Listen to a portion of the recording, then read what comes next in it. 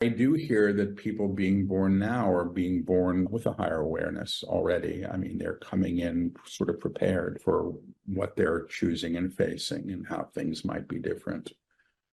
I also think that at times we learn because we have to, not because we want to, you know?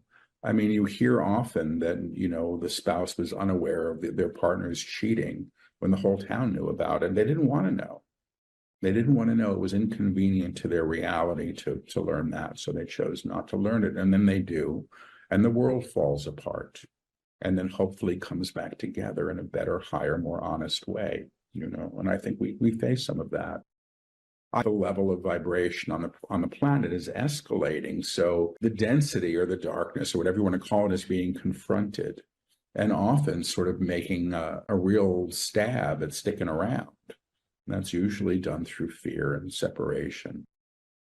But I get that it's harder and harder and harder to maintain that. But I don't think, and this may be helpful, I don't know that everything lifts.